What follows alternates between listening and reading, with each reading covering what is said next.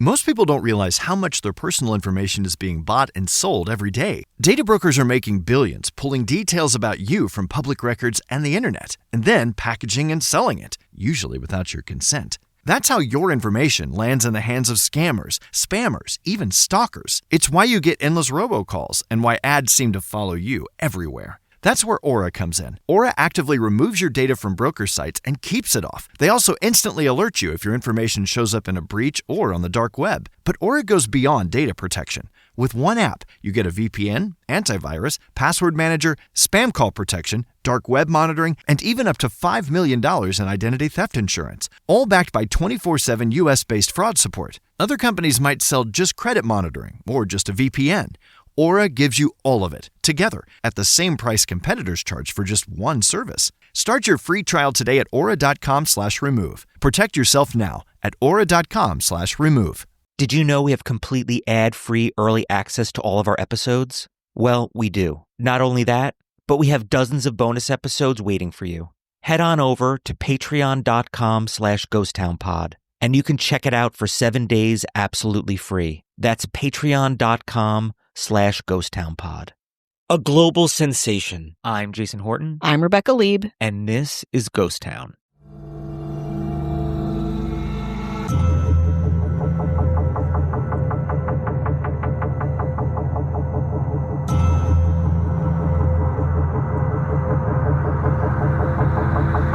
On Wednesday, nearly 100 years after Marilyn Monroe's birth, we talked about Marilyn's early life, her traumatic origin, her rise to fame, and the many hurdles, both internal and external, she encountered along the way. Today, we'll talk about the latter part of the screen icon's story, her studio-defying business endeavors, her stint in a psychiatric hospital, and the lesser-known facts about her life and death. Hey, we'll even throw in some conspiracies along the way. Welcome to The Secret Life of Marilyn Monroe, Part 2. In 1955, Marilyn Monroe was at the top of her game. The 7-year itch had just been released to huge success, and Monroe had separated from and divorced Joe DiMaggio.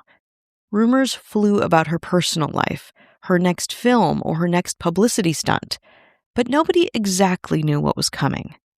Marilyn Monroe was sick of being pigeonholed by others, and perhaps herself, as the happy-go-lucky, sexy blonde, and of her contract at 20th Century Fox.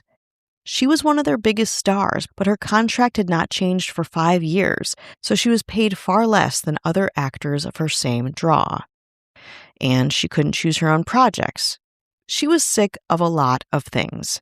So, on December 31st, 1954, Monroe and her photographer friend Milton Green founded Marilyn Monroe Productions, their own production company. A brief aside on Green. So when you think about Marilyn Monroe, you're probably thinking about a photograph Milton Green took of her. Dramatic, kind of black and white, often a stark background contrasting with the gorgeous Marilyn, looking, of course, incredibly glamorous, but often in a mysterious, intriguing pose.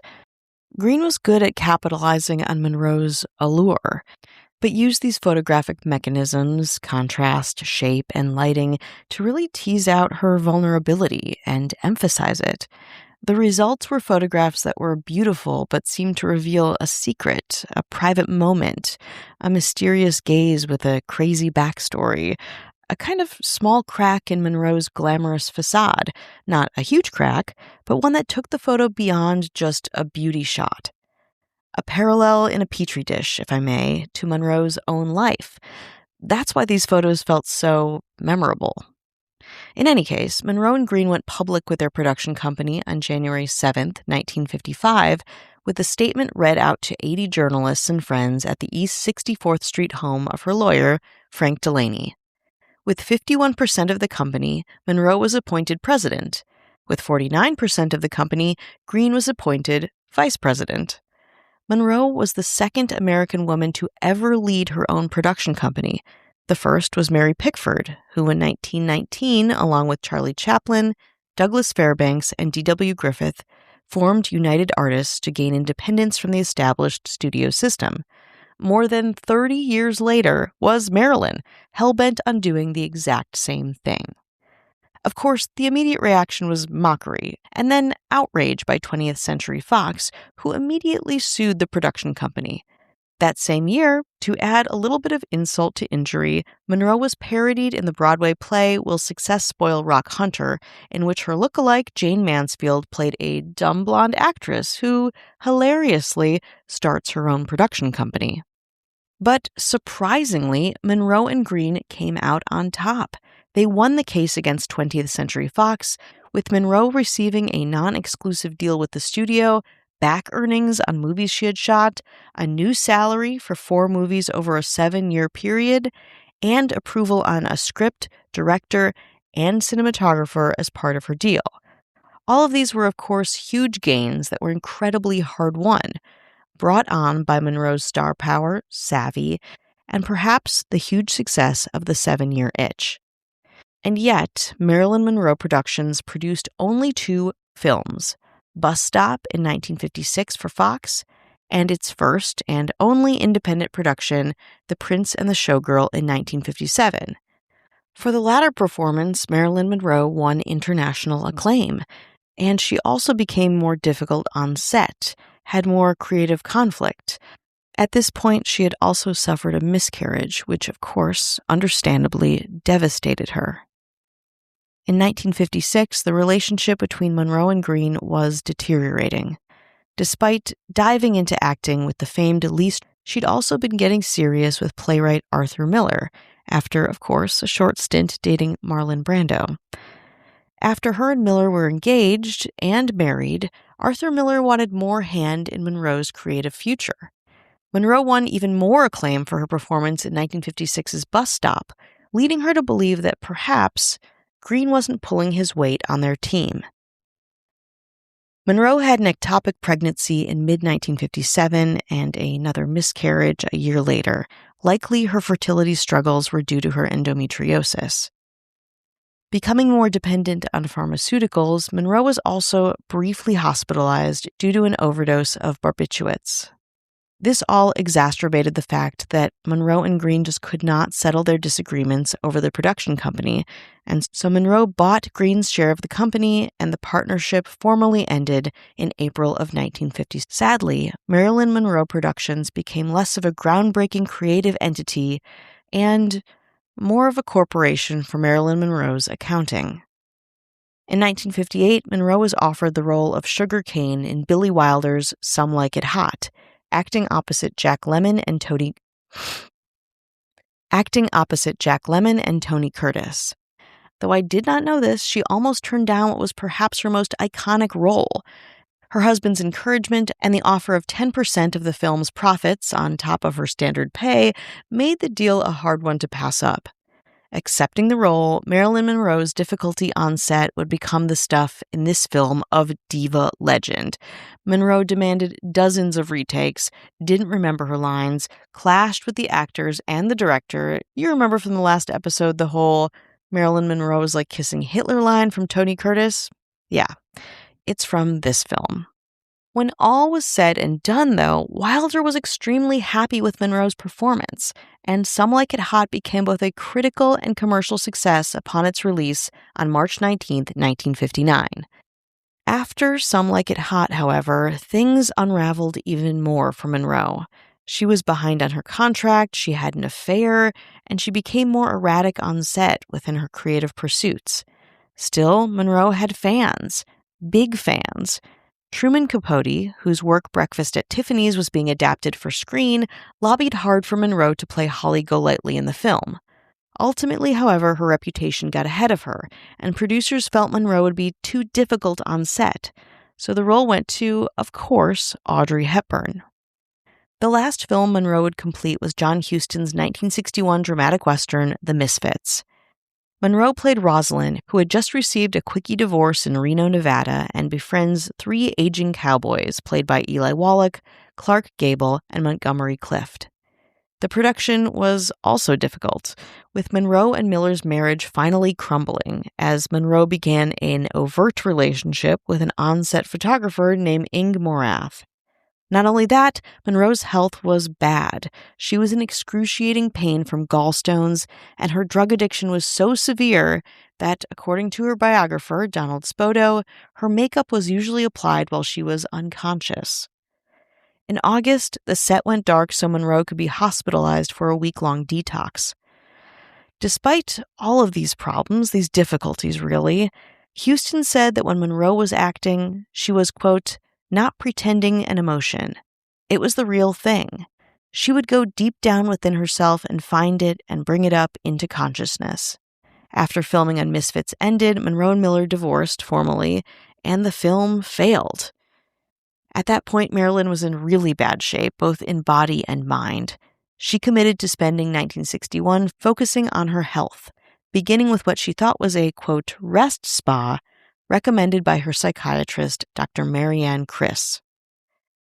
Monroe checked into this rest spa called the Payne Whitney Clinic, but it was not exactly what she imagined.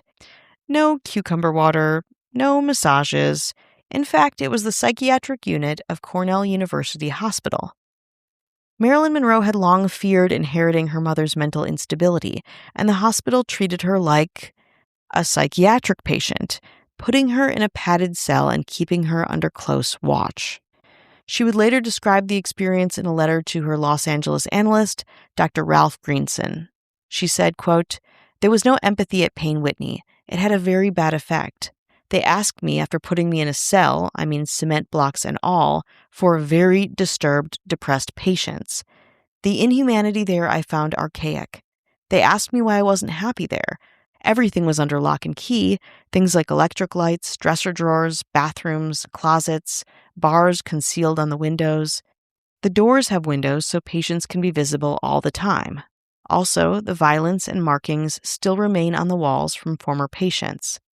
I answered, quote, well, I'd have to be nuts if I liked it here.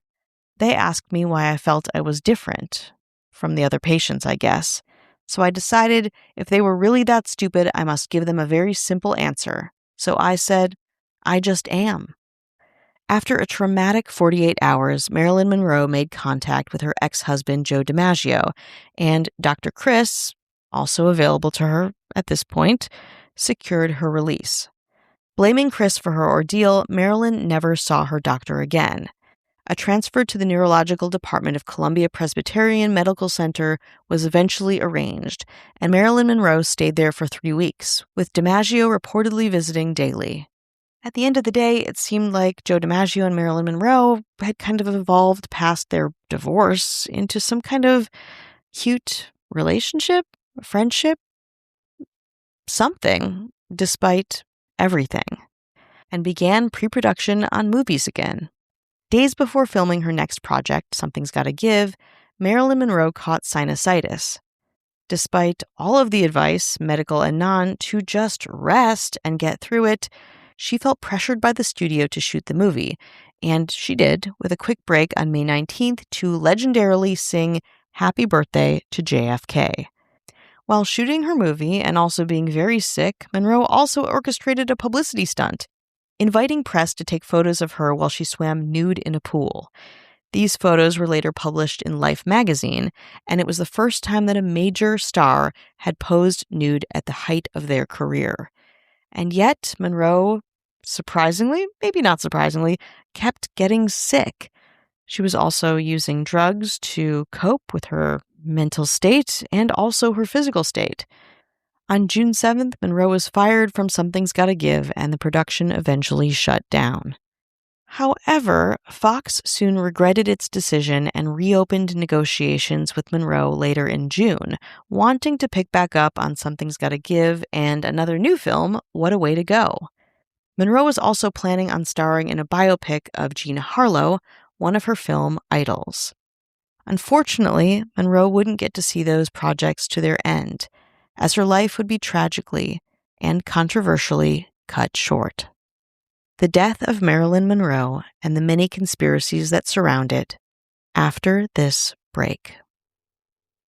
Most people don't realize how much their personal information is being bought and sold every day. Data brokers are making billions pulling details about you from public records and the internet, and then packaging and selling it, usually without your consent. That's how your information lands in the hands of scammers, spammers, even stalkers. It's why you get endless robocalls and why ads seem to follow you everywhere. That's where Aura comes in. Aura actively removes your data from broker sites and keeps it off. They also instantly alert you if your information shows up in a breach or on the dark web. But Aura goes beyond data protection. With one app, you get a VPN, antivirus, password manager, spam call protection, dark web monitoring, and even up to $5 million in identity theft insurance, all backed by 24/7 US-based fraud support. Other companies might sell just credit monitoring or just a VPN.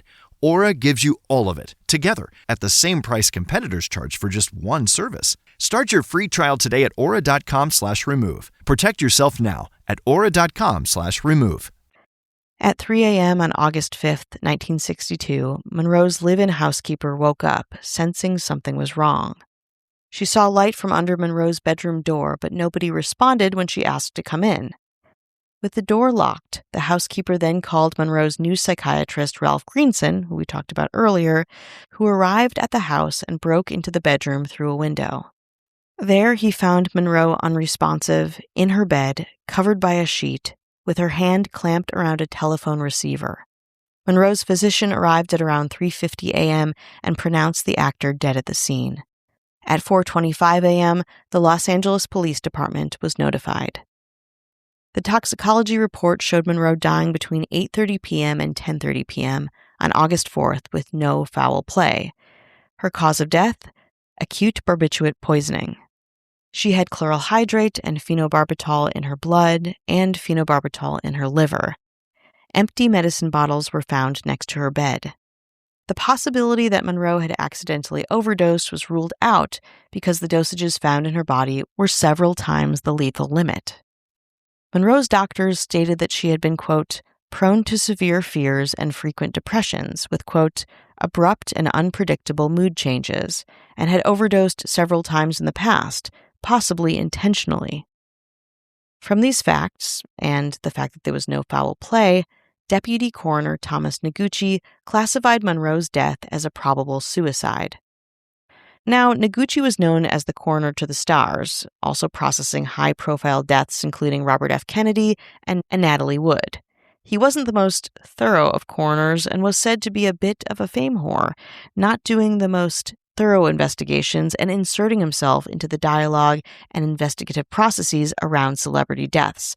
That is a topic for a different episode, but does factor in when you wonder if Monroe's death was in fact a suicide. She was 36 years old. Of course, Marilyn Monroe's death was front-page news all over the world. According to historian Lois Banner, quote, it said that the suicide rate in Los Angeles doubled the month after she died. The circulation rate of most newspapers expanded that month. Former co-star Laurence Olivier deemed her the, quote, complete victim of ballyhoo and sensation. Bus stop director Joshua Logan said that she was, quote, one of the most unappreciated people in the world. Marilyn Monroe's funeral was arranged by Joe DiMaggio, and while highly private, he was the only of her 3 ex-husbands to attend. DiMaggio was angry. He believed, in short, that the demands and scrutiny of Hollywood was responsible for Marilyn's death. The funeral service, presided over by a local minister, held at Westwood Memorial Cemetery and conducted at the cemetery's chapel. Monroe wore a green Emilio Pucci dress and held a bouquet of small pink roses. The eulogy was delivered by Marilyn's acting coach Lee Strasberg, and the music played was a selection from Tchaikovsky's Sixth Symphony and a record of Judy Garland singing Over the Rainbow. Monroe's longtime makeup artist and friend, Alan Whitey Snyder, had done her makeup for her funeral in a promise that they had made to each other that whoever dies first would do the other person's makeup. Monroe was interred at crypt number 24 at the Corridor of Memories. DiMaggio would continue to send these roses, again 3 times a week, for 20 years. Though the ceremony was small, hundreds of spectators crowded the streets around Westwood Village Memorial Cemetery, eager to glimpse her grave. In 1992, Hugh Hefner paid $75,000 to be interred in the crypt next to Monroe at Westwood Memorial Park. He told the Los Angeles Times, quote, spending eternity next to Marilyn is an opportunity too sweet to pass up, But you don't have to be buried next to Monroe to have your own moment with her, or at least her grave. The plaque on Marilyn Monroe's grave often has to be replaced as it's worn down by the countless hands yearning to connect with her some way and somehow. In 2022, The Independent referred to her death as a, quote, global obsession, and they were not wrong. As the decades passed, of course, you know this, I know this, Monroe became larger than her life, a symbol of a certain era, both in cinematic history and culture as a whole.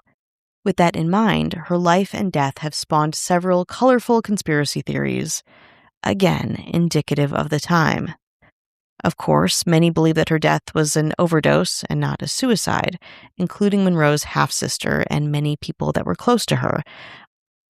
As this is something that's been debated quite a bit, I don't want to touch too much on it as it's pretty close to her life and her family. For me, the conspiracies really are reflective more of our culture and what they put on Marilyn Monroe versus the very real part of her death that people are still kind of trying to understand. Perhaps for a different time. But for now, I think, again, more interesting on a cultural level is these outlandish, kind of strange conspiracy theories. So let's get to them. The first one, this is a fun one, is the Kennedy cover-up. This has a couple arms to it. So many people thought that maybe Marilyn Monroe was being silenced over her affairs, not just with John F. Kennedy, but with his brother, Attorney General Robert F. Kennedy.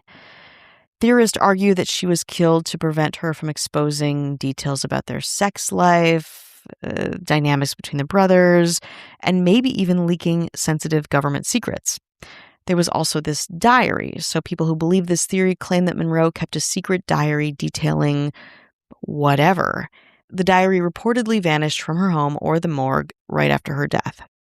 A variation of this theory, popularized by biographer Anthony Summers, suggests that Marilyn Monroe accidentally overdosed, but because RFK and his brother-in-law were allegedly trying to manage her, they delayed calling the police to clear out incriminating evidence before staging the scene as a suicide. There's also a variation on that says that RFK was perhaps having sex with her when she died, and also cleaning up the scene to prevent himself from being implicated in any way. Now, again, that's bringing back suicide. I don't really want to do that, but that's a theory that's also circulating that is very outlandish. Then there's the theory of medical negligence. Author Donald Spoto proposed that Monroe's death was actually a miscommunication between her doctors. The theory suggests that her psychiatrist, Dr. Greenson, we talked about him a couple times in the episode, administered a lethal dosage of her drugs via enema, unaware that she'd already taken sedatives. To escape professional ruin, the doctors and the housekeeper reportedly staged the scene as a suicide. Circling back to JFK, there's a theory of CIA infiltration. Some theories argue that the CIA assassinated Monroe to either punish the Kennedy administration after the failed Bay of Pigs, or because she had learned some kind of very intricate, very sensitive state secrets from her relationship with JFK. There's also the theory of mafia hits. Another narrative claims that mob boss Sam Giancana ordered a hit on Monroe. The alleged motive was to frame the Kennedy family and neutralize RFK's aggressive legal crusade against organized crime. Then there's the theory that Marilyn Monroe is actually still alive, that she faked her own death, that she did not die in 1962. Instead, fearing for her safety, she supposedly had her doctors stage her death and secretly leave, maybe to go to a psychiatric institution, maybe to go elsewhere under an assumed name. Whatever actually happened, Marilyn Monroe's real, tangible legacy in our modern world is actually quite beautiful.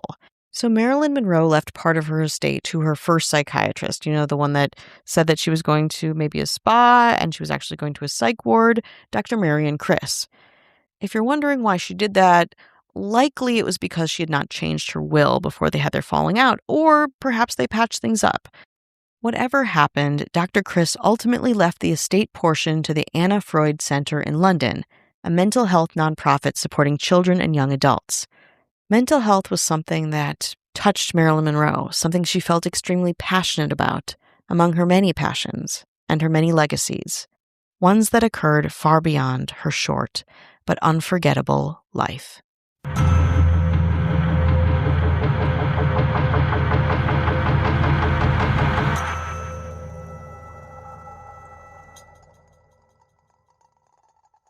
Most people don't realize how much their personal information is being bought and sold every day. Data brokers are making billions, pulling details about you from public records and the internet, and then packaging and selling it, usually without your consent. That's how your information lands in the hands of scammers, spammers, even stalkers. It's why you get endless robocalls and why ads seem to follow you everywhere. That's where Aura comes in. Aura actively removes your data from broker sites and keeps it off. They also instantly alert you if your information shows up in a breach or on the dark web. But Aura goes beyond data protection. With one app, you get a VPN, antivirus, password manager, spam call protection, dark web monitoring, and even up to $5 million in identity theft insurance, all backed by 24/7 US-based fraud support. Other companies might sell just credit monitoring or just a VPN. Aura gives you all of it, together, at the same price competitors charge for just one service. Start your free trial today at aura.com/remove. Protect yourself now at aura.com/remove.